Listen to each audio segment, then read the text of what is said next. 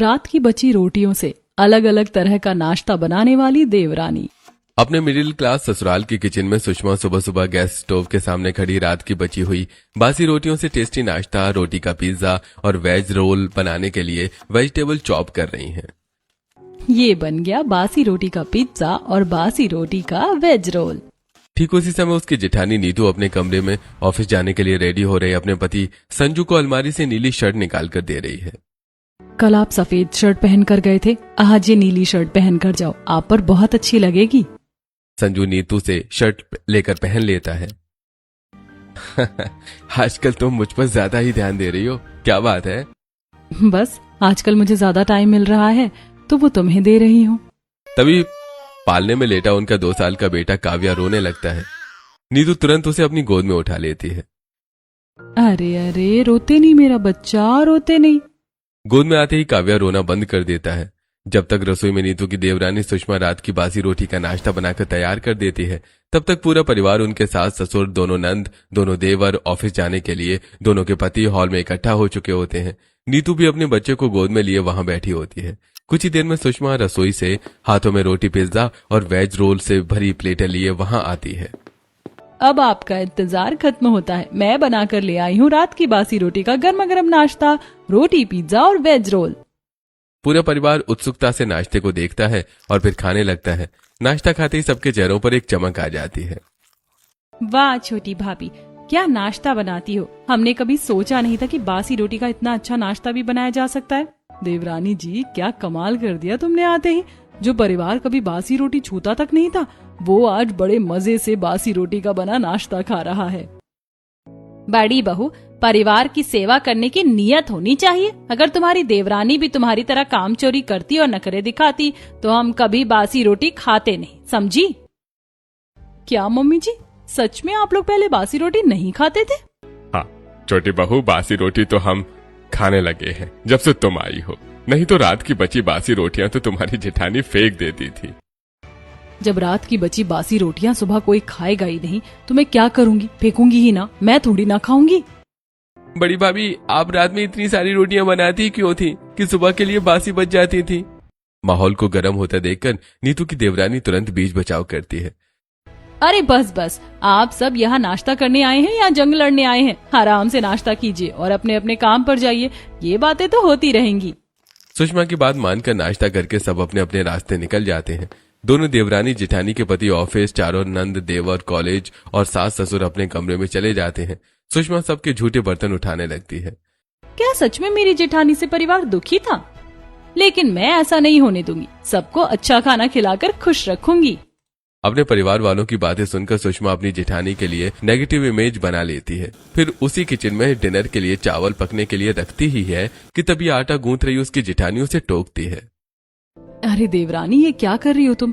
इतने दिन हो गए इस परिवार का हिस्सा बने, तुम्हें अब तक समझ में आ जाना चाहिए था कि हमारे ससुराल में रात में सिर्फ रोटियां ही खाते हैं। उन्हें रात में रोटी के अलावा कुछ पसंद नहीं आता है। अरे जेठानी जी, अब तक खाना आप बनाकर देती थी ना, तो उन्हें पसंद नहीं आता था। मैं बनाकर दूंगी तो सब पसंद करेंगे। सुषमा अपनी जेठानी की बात काट कर दाल और चावल बनाती है और उसकी जेठानी रोटी और सब्जी। फिर दोनों अपना बनाया हुआ खाना जैसे ही हॉल में ले जाती हैं, वहां सिर्फ अपने सास ससुर और जेठ और पति को देखकर सुषमा हैरान हो जाती है। ये क्या, आज फिर आप सिर्फ 4 लोग हो, बाकी के 4 लोग कहाँ हैं? बोलती हुई सुषमा दाल चावल डाइनिंग टेबल पर रखती है।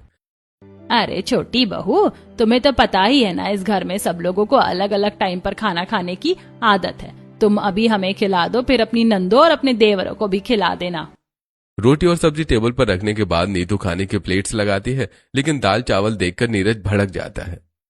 अरे मैं कितनी बार मना कर चुका हूँ कि रात में रोटी के अलावा कुछ मत बनाया करो, लेकिन फिर भी भाभी दाल चावल बनाकर क्यों ले आई?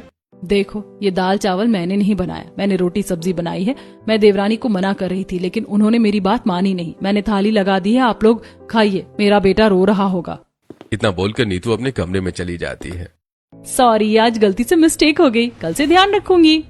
सुषमा की बात सुनकर नीरज का गुस्सा शांत हो जाता है, लेकिन वो चारों सिर्फ सब्जी और रोटी खाते हैं। ठीक उसी समय उसकी जेठानी अपने कमरे में अपने बेटे के साथ खेलती हुई अपनी माँ से वीडियो कॉल पर बात कर रही है। चारों को खाना खिलाकर और बचा हुआ खाना किचन में रखकर सुषमा अपने कमरे में चली जाती है। बस अब देवर जी और ननद जी खाना खा ले, फिर मैं चैन की नींद सोऊंगी, बहुत थक गई हूँ। सुषमा दिन भर के काम से थककर कुछ देर बिस्तर पर लेटती ही है कि फिर उसकी दोनों नंदें सुरभि और काजल हॉल में आती हैं। छोटी भाभी कहाँ हो, जल्दी से हमारे लिए गर्मा गर्म रोटियां सेक दो, हमें भूख लगी है। ठीक है, अभी लाई। अपनी नंद की आवाज सुनकर सुषमा रसोई में जाती है और गर्मा गर्म रोटियां सेककर हॉल में उन्हें परोसती है। भाभी एक बात कहूँ, अच्छा हुआ आपकी शादी इस घर में हो गई, वरना आपके बिना तो बड़ी भाभी हमें रोटियां खिलाती कम थी और ताने ज्यादा देती थी। अब चिंता करने की कोई बात नहीं है नंदो, मैं ऐसा नहीं करूंगी। सुषमा की दोनों नंदें गरम गरम रोटी खाकर अपने कमरे में चली जाती हैं। बची हुई रोटियां और झूठे बर्तन सुषमा रसोई में ले जाकर बची हुई रोटियां रखने के डिब्बे में रखकर अपने कमरे में आ जाती हैं। उस समय उसका पति नीरज बिस्तर में लेटा हुआ सोने की कोशिश कर रहा होता है। तुम भी सो जाओ, क्यों जाग रही हो? अरे अभी देवर जी ने खाना नहीं खाया है, वो खाना खा लें तो फिर मैं भी सो जाऊं।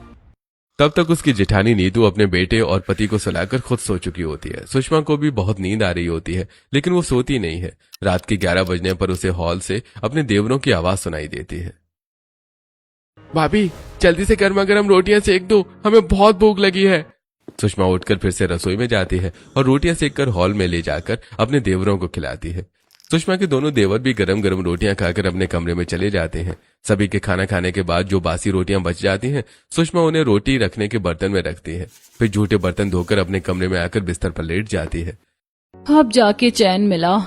बिस्तर पर पड़ते ही सुषमा गहरी नींद में सो जाती है और अगली सुबह परिवार में किसी के भी जागने के पहले ही सुबह 6 बजे उठकर नहा धोकर रसोई में पहुंच जाती है और रात की बची रोटियां निकालती है और उसकी जेठानी जागकर अपने बेटे के साथ खेलने लगती है। रसोई में सुषमा बासी रोटी का लड्डू बनाने का सोचती है। आज मैं अपने ससुराल वालों को रात की बची बासी रोटियों से रोटी लड्डू का नाश्ता खिलाऊंगी, काफी खुश हो जाएंगे वो लोग। सुषमा फटाफट रोटियों को बारीक पीसकर उसमें घी और शक्कर डालकर मिक्स करने लगती है। उधर उसकी जेठानी नीतू और पति नीरज हॉल में आकर बाकी परिवार के साथ बैठ जाते हैं। पूरे परिवार हॉल में इकट्ठा होने के बाद सुषमा रोटी के लड्डू लेकर वहां पहुंचती है। अरे वाह, रोटी के लड्डू। देवरानी एक बात तो बता, तुम्हें बासी रोटी से इतना अच्छा नाश्ता बनाने का आइडिया आता कहाँ से है? बड़ी बहू, तुम्हारी देवरानी को परिवार का पेट भरना आता है, उन्हें अच्छा खिलाने की इच्छा है, नहीं तो तुम्हें तो अपने घर वालों को रात में रोटी भी बनाने में जोर आता था। मम्मी जी एक बात बताइए, रात में अलग अलग टाइम पर खाना कौन खाता है? मैं भी इंसान हूँ, मुझे भी अपने लिए टाइम चाहिए ही होता है, मुझे भी आराम करना होता है। मेरा भी एक बेटा है, रात में 8 बजे आप लोग खाते थे, फिर 10 बजे नंदे और 11 बजे देवर जी, तो आखिर मैं कब तक क्या करती? तभी तो तुम रोटियों का अंबार लगा देती थी। अरे बस बस, आप सब फिर से शुरू मत हो जाइए, आप आराम से मेरा बनाया जो टेस्टी नाश्ता है उसे एंजॉय कीजिए। सुषमा की बात मानकर सभी लोग रोटी के लड्डू खाने लगते हैं। ऐसे ही दिन बीतने लगते हैं। जेठानी नीतू अपने तरीके से घर वालों की सेवा करती है और देवरानी सुषमा अपनी तरह से घर वालों का ख्याल रखती है। सुषमा उन्हें रात में अलग अलग समय पर रोटियां सेक कर देती है और सुबह बासी रोटियों का नाश्ता बनाकर खिलाती है। इस दौरान उसकी जेठानी अपने बेटे को संभाल रही होती है। देवरानी के आने का एक फायदा तो हुआ है, अब मुझे अपने बेटे को टाइम देने पर कोई नहीं टोकता। एक दिन उसकी देवरानी हॉल में बैठे देवर वीरेंद्र के पास जाती है और देवर जी, सुबह रात की रोटी का नाश्ता बनाने के लिए कुछ वेजिटेबल्स लाने हैं, तो ला दोगे क्या आप? भाभी ये काम मुझसे मत कहा करो, खुद कर लिया करो। ठीक है देवर जी। अपने देवर के मना करने के बाद सुषमा खुद बाजार चली जाती है। धीरे धीरे गर्मियां खत्म होती हैं और बारिश का मौसम आ जाता है। एक दिन शाम के समय तेज बारिश हो रही थी। तभी संजू और नीरज बारिश में बुरी तरह से भीगते हुए ऑफिस से घर आते हैं। बाकी के घर वालों के साथ हॉल में बैठी पकौड़े खा रही दोनों देवरानी जेठानी उन्हें भीगा हुआ देखती हैं। अरे ये क्या, आप तो पूरी तरह भीग गए, जल्दी से जाकर सूखे कपड़े पहन लो, नहीं तो बीमार पड़ जाओगे। तभी नीरज को जोर से छींक आती है। लगता है मुझे सर्दी हो जाएगी। काश हमारे पास भी एक कार होती तो हमें बारिश में इस तरह भीगते हुए ऑफिस से घर नहीं आना पड़ता। हाँ, कार तो हम लेना चाहते हैं, लेकिन हमारी फाइनेंशियल कंडीशन इतनी अच्छी नहीं है कि हम कार ले सकें। ये बारिश रुक जाए तो मैं मार्केट से सुबह बासी रोटियों का नाश्ता बनाने के लिए मसाले ले आऊंगी। मसाले काफी महंगे आते हैं ना, अगर बारिश में भीग जाएंगे तो खराब हो जाएंगे। दोनों भाई अपने अपने कमरे में जाकर सूखे कपड़े पहन लेते हैं और इधर बारिश रुकने पर सुषमा मसाले लेने बाजार चली जाती है और उसकी जेठानी अपने कमरे में जाकर सूखे कपड़े पहन चुके अपने पति संजू के पास जाती है और मैं आपसे एक बात कहूँ, बुरा तो नहीं मानोगे ना? हाँ कहो ना। देखो, एक तो हम पहले ही इतने ज्यादा अमीर नहीं हैं कि महंगे मसाले अफोर्ड कर सके, लेकिन जो देवरानी सुबह बासी रोटी का नाश्ता बनाने में मसाले इस्तेमाल करती है वो काफी ज्यादा महंगे आते हैं। अगर वो बासी रोटियों का नाश्ता बनाना बंद कर दे तो काफी ज्यादा बचत हो सकती है। हाँ, तुम्हारी बात तो सही है, लेकिन फिर बासी रोटियों का क्या होगा? पहले की तरह फेंकना पड़ जाएगा। हाँ, समस्या तो है, लेकिन हर समस्या का समाधान भी निकाला जा सकता है ना। अगर पूरा परिवार एक साथ बैठकर खाना खाने लगे तो। तुम तो जानती हो कि ऐसा कभी नहीं हो सकता। उसी रात अपने सास ससुर पति नीरज और जेठ को रोटियां खिलाने के बाद सुषमा अपने कमरे में जाती है और नीरज के कमरे में आने के बाद उसके सिर पर बाम लगाते हुए गहरी सोच में डूब जाती है। नीरज उसे देखता है और क्या हुआ? क्या सोच रही हो तुम? सोच रही हूँ कि कल सुबह नाश्ते में सबको रात की बची बासी रोटियों का क्या नाश्ता बनाकर खिलाऊंगी। तभी हॉल से उसकी नंद सुरभि की आवाज आती है। छोटी भाभी, हमें भूख लगी है, रोटी सेक कर दो हमारे लिए। चलो ठीक है, मैंने विक्स लगा दिया है, तुम आराम से सो जाओ, मैं नंदू को रोटी खिलाकर आती हूँ। विक्स लगाकर सुषमा कमरे से चली जाती है। सुषमा अपनी नंदों को और फिर अपने देवरों को रोटियां सेक कर खिलाती है और जो रोटियां बच जाती हैं अगली सुबह उनके छोटे छोटे टुकड़े करके रोटी पोहा का नाश्ता बनाने लग जाती है। उसी समय उसकी जिठानी नीतू अपने कमरे में अपने बेटे को कपड़े पहना रही होती है। तभी उसके फोन पर सुषमा की माँ वंदना का फोन आता है। उसकी जिठानी नीतू फोन उठाती है। मम्मी जी, आज आपने मेरे फोन में फोन लगा दिया। हाँ नहीं तो क्या करूँ, मेरी बेटी तो फोन उठाती नहीं है, तो आज मेरी उससे बात करवा देना। आखिर वो ऐसा करती क्या रहती है कि उसे मुझसे बात करने का टाइम ही नहीं मिलता। मैं आपको क्या ही बताऊं मम्मी जी। नीतू फोन लेकर रसोई में जाती ही है। बासी रोटी का पोहा बनाने में व्यस्त उसकी देवरानी उसे देख लेती है। जेठानी जी, आज आप इतनी जल्दी किचन में? हाँ, तुम्हारी मम्मी तुमसे बात करना चाहती है, ये लो बात कर लो। नीतू अपनी देवरानी को फोन पकड़ा देती है। मम्मी जी, आपको तो पता ही है कि मुझे कितना काम रहता है, मैं आपसे बाद में बात करूंगी। सुषमा जल्दी से फोन काट देती है। अरे, अपनी माँ से तो बात कर लेती। अरे जेठानी जी, मुझे अभी सांस लेने तक की फुर्सत नहीं है, मैं बाद में माँ से बात कर लूंगी। अपनी देवरानी को रसोई में नाश्ता बनाना छोड़कर नीतू हॉल में आ जाती है और देखती है कि पूरा परिवार हॉल में बैठा है, लेकिन उसका देवर नीरज वहां पर नहीं है। कुछ देर बाद सुषमा बासी रोटी का नया नाश्ता रोटी पोहा लेकर पहुंचती है। देखो आज मैंने क्या बनाया, रात की बची रोटी का रोटी पोहा। देवरानी जी, आज देवर जी दिखाई नहीं दे रहे, कहाँ हैं? उठे नहीं है क्या अब तक? अरे, उनका सिर दर्द कर रहा है, वो अभी तक सो ही रहे हैं। मेरी देवरानी ना तो अपने लिए टाइम निकाल पाती है, ना अपने मायके वालों के लिए, और यहाँ तक कि अपने बीमार पति का भी ध्यान नहीं दे पाती है। उसका पूरा टाइम सिर्फ घर वालों का ख्याल रखने में ही निकल जाता है। नीतू की फिक्र सही थी। उसकी देवरानी सारा टाइम ससुराल वालों को रात में रोटी बनाने खिलाने में और सुबह बासी रोटी का नाश्ता बनाकर खिलाने में ही निकल रहा था। एक सुबह सुषमा सुबह सुबह रसोई में बासी रोटी का नाश्ता बना रही होती है। तभी उसकी जिठानी नीतू उसके पास आती है। देवरानी जी, तुमको पता है कि जब मैं नई नई यहाँ आई थी तब मैं भी तुम्हारी तरह ही घर वालों को खुश रखने की कोशिश करती थी और चाहती थी कि मैं उनकी हर जरूरतें पूरी करूं, उन्हें अच्छा अच्छा खाना बनाकर खिलाऊं। अच्छा जेठानी जी, मैंने तो आने के बाद ऐसा कभी नहीं देखा कि आपने कभी उनके मन का किया हो, वो आपकी शिकायतें ही करते रहते हैं। उसकी जेठानी नीतू उसकी तरफ देखकर मुस्कुराती है और अपनी बीती बात बताने लगती है। नीतू ने उस दिन पहली बार दाल चावल सब्जी रोटी पुलाव रायता और खीर बनाकर हॉल में सब लोगों को सर्व किया था। बहू, तुम पहली बार हमारे लिए खाना बना रही हो, इसलिए तुम्हें पता नहीं है, तो मैं तुम्हें बता देना चाहती हूँ कि दिन में हमारे घर में कोई रोटियां नहीं खाता है, सब रोटियां रात में खाते हैं। तो तुम दिन में सिर्फ हमारे लिए दाल चावल या कुछ और डिश बना दिया करना और रोटियां सिर्फ रात में बनाया करना। ठीक है मम्मी जी। अपनी सास की बात मानकर रात के समय में किचन में नीतू रात के खाने के लिए परिवार के सदस्यों के हिसाब से रोटियां सेक रही होती है। तभी उसकी सास गरिमा वहां आती है। ये क्या बहू, इतनी सारी रोटी किसके लिए सेक रही हो? मम्मी जी, आप सबके लिए सेक रही हो? अरे, मैं तुम्हें बताना भूल ही गई थी कि हम एक साथ खाना कोई नहीं खाता, सब अलग अलग टाइम पर खाना खाते हैं और सबको ताजी रोटियां ही खानी होती, तो इसीलिए एक काम करो, अब से तुम जब भी रोटियां सेकना तो पहले सिर्फ अपने सास ससुर के लिए, फिर अपनी नंदों के लिए और फिर अपने देवरों के लिए रोटियां सेकना। ठीक है मम्मी जी। जैसे नीतू की सास उसे समझाती है, नीतू वैसे ही सब लोगों को अलग अलग समय पर रोटियां सेक कर खिलाती है, लेकिन बहुत सारी बासी रोटियां बच जाती हैं, जिन्हें अगली सुबह देखकर नीतू परेशान हो जाती है। इतनी सारी बासी रोटियां बच गई, अब मैं इसका क्या करूं? तभी उसकी नंद किचन में आती है। भाभी जी, हमारे घर में बासी रोटी कोई नहीं खाता, तो एक काम करो, ये बासी रोटियां फेंक दो। इतनी सारी बासी रोटियां कैसे फेंक सकती हूँ? कितना सारा आटा वेस्ट हो जाएगा। भाभी जी, तो हम क्या कर सकते हैं?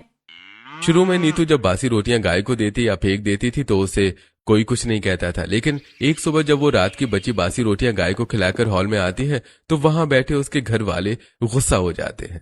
बहू, कितना अनाज वेस्ट कर रही हो तुम। तुम्हारे आने के बाद इतना अनाज वेस्ट होने लगा है, पहले ऐसा होता नहीं था। अब मैं क्या करूं? रात में सब अलग अलग टाइम पर खाना खाते हैं और रोटियां बासी हो जाने पर कोई खाता भी नहीं है, तो बासी रोटियां तो फेंकनी ही पड़ेंगी ना। अपनी जेठानी का कहा हर एक शब्द उसकी देवरानी ने ऐसे सुना जैसे उसको कोई फर्क ही नहीं पड़ रहा हो, लेकिन वो बताती रही। जब तक मेरा बेबी नहीं हुआ तब तक तो मैंने घर वालों को खूब गरम गरम रोटियां बनाकर खिलाई और बासी रोटियां फेंकी, लेकिन जब मेरा बेबी हुआ तो मेरा टाइम घट गया, मैं उस पर ध्यान देने लगी, इसीलिए मैं घर वालों की फरमाइशें पूरी नहीं कर पाती थी। अच्छा, तो इसलिए घर वालों को आपसे शिकायतें रहती थी? हाँ देवरानी जी, जो पहले मेरे साथ होता था अब तुम्हारे साथ भी वही हो रहा है। देखो, मुझे सफाई देने की जरूरत नहीं है, मैं आपके बारे में अच्छी तरह समझ चुकी हूँ। अगर आप में कमियां ना होती तो घर वाले आपकी बुराई ना करते। ठीक है देवरानी जी, तुम्हें जो समझना है समझो, मैंने तुम्हें बता दिया है, जो मेरे साथ होता था वही तुम्हारे साथ हो रहा है, और मुझे पता है कि जैसे मुझे समझ में आ गया था वैसे तुम्हें भी समझ में आ जाएगा एक दिन। अपनी जेठानी की कही बात का सुषमा पर कोई असर नहीं होता और वो ऐसे ही हर सुबह रात के बासी रोटी का नाश्ता बनाकर परिवार वालों को खिलाती रहती। ऐसे कुछ दिन बीत जाते हैं, नीरज की तबीयत ठीक हो जाती है और जॉब पर जाने लगता है। फिर सैलरी का दिन आता है और उसी दिन शाम को ऑफिस से आकर दोनों भाई बालकनी में खड़े होकर घर के खर्चों पर बात कर रहे हैं। इस महीने पिछले महीने के मुकाबले 3,000 रुपए ज्यादा खर्च हुए हैं। तभी नीतू अपने बेटे को गोद में लेकर वहां पहुंचती है। क्या बात है, आप दोनों बहुत चिंता में लग रहे हैं। हाँ, चिंता क्यों न करें, खर्चा बढ़ता ही जा रहा है और खर्चे के पीछे की वजह पता नहीं है। मुझे पता है खर्चे के पीछे की वजह, देवरानी का सुबह सुबह रात की बची बासी रोटियों का नाश्ता बनाना।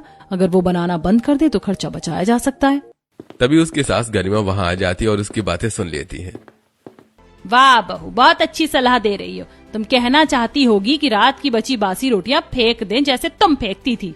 देखो मम्मी जी, मैं जानती हूँ कि हम इतने अमीर नहीं हैं, पर हम भले ही फाइनेंशियली ज्यादा स्ट्रांग नहीं है, लेकिन हमारे सपने बड़े हैं। अगर हमें अपने सपने पूरे करने हैं तो थोड़ा बहुत हमें भी कोऑपरेट करना पड़ेगा। अगर आपको रात की बची बासी रोटियां सुबह नहीं फेंकनी है तो रात में एक साथ खाना खाना पड़ेगा। नीतू की बात सुनकर उसके सास चुपचाप वहां से चली जाती है। फिर एक दिन आटा खत्म हो जाता है और सुषमा गेहूं साफ करके छत पर सुखाने डालती है, लेकिन बादल होने की वजह से गेहूं अच्छे से सूख नहीं पाते। फिर भी सुषमा गेहूं बोरी में भर देती है। आज तो गेहूं सूखा नहीं है, पता नहीं चक्की वाले भैया पीसेंगे या नहीं, लेकिन चक्की ले जाना तो पड़ेगा ना। काश कोई मेरी हेल्प करवा देता। वो अपने देवरों अमित और वीरेंद्र के पास उनके कमरे में जाती है। देवर जी, मैंने छत में गेहूं बोरी में भर दिए हैं, तो आप जाकर पिसवा लाओ ना। नहीं भाभी, आप ही जाओ। अपने देवरों के मना करने के बाद सुषमा मजबूरी में गीले गेहूं लेकर आटा चक्की पर जाती है, लेकिन चक्की वाले भैया गीला गेहूं देखकर पीसने से मना कर देते हैं। निराश होकर सुषमा गीले गेहूं लेकर वापस घर आती है और हॉल में बैठे सास ससुर उसे टोकते हैं। बहू, पिस गए गेहूं? नहीं पापा जी, चक्की वाले ने गीले गेहूं पीसने से मना कर दिया, तो आप एक काम करिए ना, बाजार से आटा मंगवा लीजिए। तभी उसका देवर अमित अपने कमरे से वहां आता है। एक काम करो भाभी, भैया को फोन करके बोल दो, वो ले जाएंगे। तभी उसकी जेठानी नीतू वहां आ जाती है। मैंने इनको फोन लगाया था, लेकिन ये बोल रहे हैं कि बारिश में बाइक पर आटा नहीं ला पाएंगे। अपनी जेठानी की बात सुनकर सुषमा अपने कमरे में चली जाती है और फिर जब दोनों रात का खाना बनाने के लिए रसोई में एक साथ होती हैं तो देवरानी, एक बात तो बताओ। हाँ पूछो ना जेठानी जी। देखो, मैं भी सालों से खाना बनाती आ रही हूँ और मैंने बहुत लोगों को खाना बनाते हुए देखा है, लेकिन मैंने हर बार एक ही चीज की अलग अलग डिश बनाते किसी को नहीं देखा। तो तुमने ये सब सीखा कहाँ से? जेठानी जी, आपको पता है मैंने कुकिंग में मास्टर डिग्री ली है। क्या? हाँ। जिस दिन सुषमा को डिग्री मिली थी उस दिन डिग्री लेकर वो सीधा अपने घर हॉल में बैठे अपने मम्मी पापा के पास जाती है। मम्मी पापा देखो, मेरा सपना पूरा हो गया, अब मैं रेस्टोरेंट खोलूंगी। बेटी, हमारे पास इतने पैसे तो नहीं है कि हम रेस्टोरेंट खोलवा सके। कोई बात नहीं मम्मी जी, मैं ससुराल में जाकर रेस्टोरेंट खोल लूंगी। हाँ हाँ बेटी, ससुराल में रेस्टोरेंट खोलना, लेकिन उससे पहले तुम कुछ अच्छा बनाने की प्रैक्टिस कर लो। मम्मी पापा, आप चिंता मत करो, मैं एक ही चीज से अलग अलग तरह की कई डिशेस बनाना सीखूंगी और ससुराल में रेस्टोरेंट खोलने से पहले वहाँ सब लोगों को खिलाकर इम्प्रेस करूंगी, तभी तो वो मुझे रेस्टोरेंट खोलने के पैसे देंगे। अपने सपने के बारे में बताती हुई सुषमा दाल चावल और सब्जी बना लेती है। अच्छा, इसीलिए तुम्हें रोटी के अलग अलग नाश्ते बनाने आते हैं। हाँ जेठानी जी, देखना एक दिन मैं रेस्टोरेंट जरूर खोलूंगी। देखो देवरानी, मैं जानती हूँ कि तुम मुझे गलत समझती हो, लेकिन हमारा ससुराल ऐसा नहीं है जैसा तुम सोचती हो। इन्हें किसी के सपनों की परवाह नहीं है अपने सिवा। तुम इनके लिए जितना करोगी ये उतना ही करवाएंगे। शाम को जो देवर जी ने किया है उसके बारे में ही सोच लो। रात में गरम रोटियां सबको खानी है, सुबह रात की रोटी का नाश्ता भी सबको खाना है, लेकिन गेहूं पिसवाने कोई नहीं जाएगा। सुषमा अपनी जेठानी की कही बात पर गहराई से विचार करती है और उसे समझ में आ जाता है कि अब तक ससुराल में किसी ने उसकी हेल्प नहीं की, उसकी जेठानी के बिना। और फिर जेठानी जी, अब आपकी सब बात मेरी समझ में आ गई है। अब मैं इन्हें परिवार का मतलब सिखाऊंगी। दोनों देवरानी जेठानी सिर्फ दाल चावल और सब्जी हॉल में अपने पति और सास ससुर को सर्व करती हैं, तो वो हैरान रह जाते हैं। बहू, रोटी कहाँ है? आटा होगा तो रोटी आएगी ना। अब मैंने जो बना दिया है आप लोग वही खाओ। वो सभी बेमन से खाना खाते हैं। दोनों देवरानी जेठानी उन्हें खाना खिलाकर बचा हुआ खाना फ्रिज में रखती हैं और अपने अपने कमरे में जाकर लेट जाती हैं। कुछ देर बाद उनकी नंदों की आवाज आती है। छोटी भाभी, रोटी सेक दो, मुझे भूख लगी है। आज आटा नहीं है, रोटियां भी नहीं है, फ्रिज में मैंने दाल चावल और सब्जी बनाकर रखी है, वो ही खा लो। सुषमा की आवाज सुनकर वो दोनों चुप हो जाती हैं, लेकिन फिर थोड़ी देर बाद उसके देवर हॉल में आते हैं। भाभी, ओ भाभी, रोटी सेक दो। एक ही बात मैं कितनी बार बताऊं, आज आटा नहीं है तो रोटी नहीं सेकी मैंने, जो फ्रिज में रखा है खा लो। उस रात पहली बार पूरा परिवार बिना रोटी खाई सो जाता है और फिर अगली सुबह सभी लोग देवरानी जेठानी के बिना हॉल में इकट्ठा होते हैं। रात में तो रोटी बनी ही नहीं, पता नहीं आज नाश्ते में क्या खाएंगे। तभी दोनों देवरानी जेठानी किचन से सैंडविच लिए हॉल में आती है। सैंडविच? और क्या?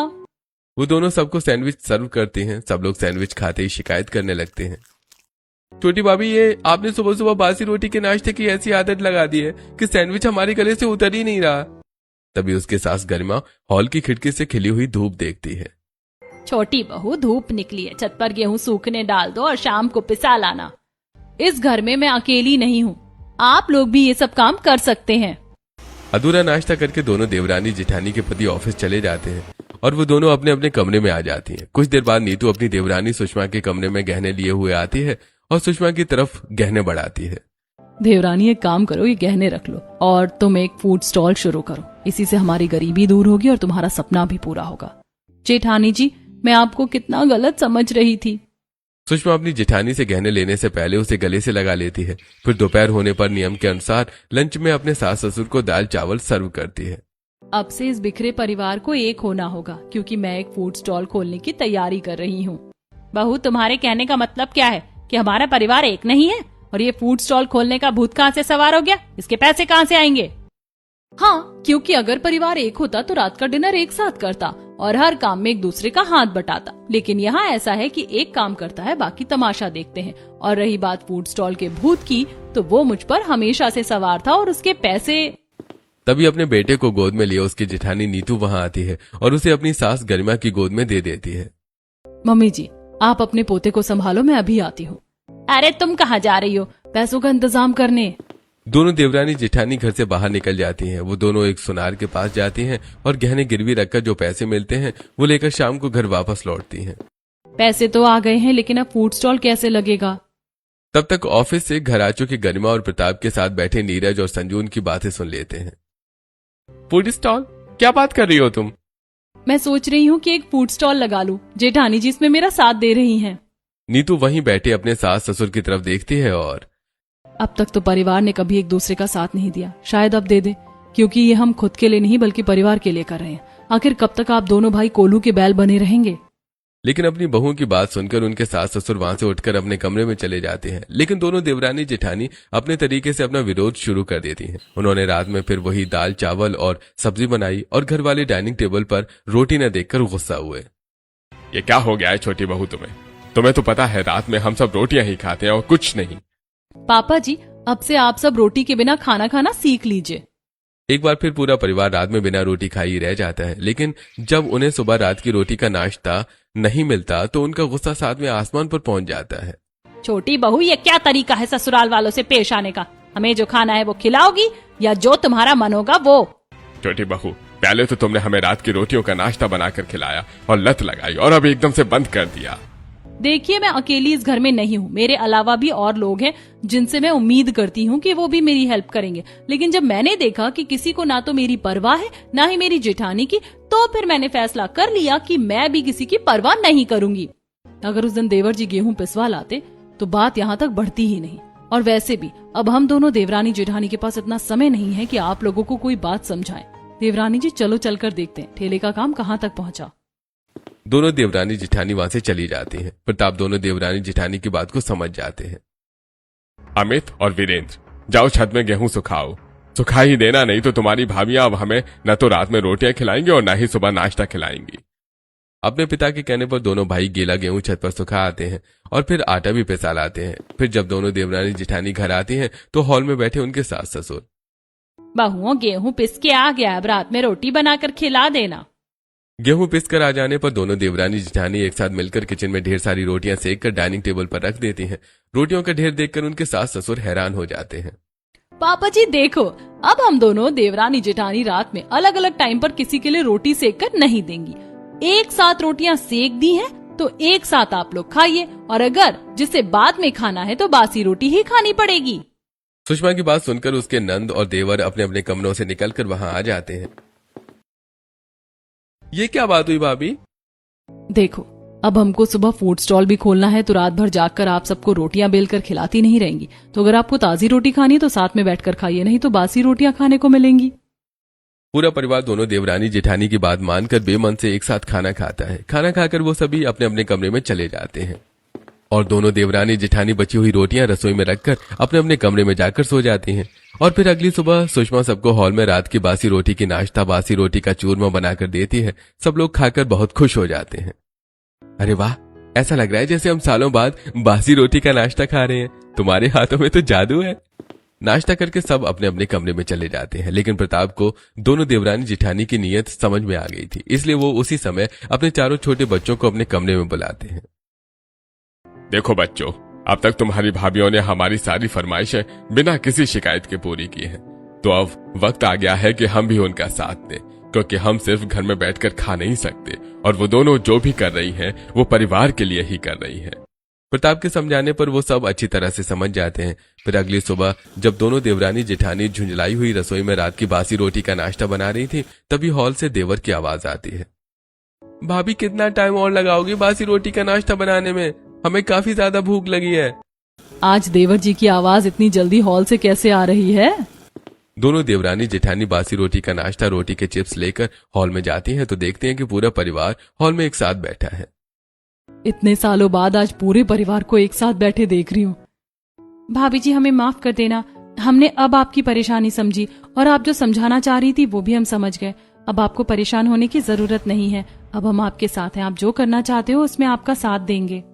बहू, नाश्ता करके जल्दी से बताओ तुम फूड स्टॉल कहाँ लगाने वाली हो? नाश्ता करवाने के बाद दोनों देवरानी जेठानी पूरे परिवार को चौराहे किनारे खड़े अपने ठेले के पास ले जाती हैं। हमारा ठेला बनकर यहाँ तैयार खड़ा है, लेकिन फूड स्टॉल कहाँ लगाना है हमें समझ नहीं आ रहा। चिंता मत करो बहू, हम तुम्हें अच्छी जगह बताते हैं। तुम वहाँ फूड स्टॉल लगाना, वहाँ कोई परेशानी नहीं होगी। अपने ससुर की मदद से दोनों देवरानी जेठानी फूड स्टॉल एक मॉल के बाहर लगाती हैं और फिर देवरानी अपनी जेठानी के साथ मिलकर टेस्टी टेस्टी रोटी के वेज रोल्स, पिज्जा और अलग अलग तरह के डिश बनाकर लोगों को खिलाती और अपने परिवार की फाइनेंशियली हेल्प करने लगी। और घर पर उनके सास ससुर खुशी खुशी काव्या को संभालते हैं।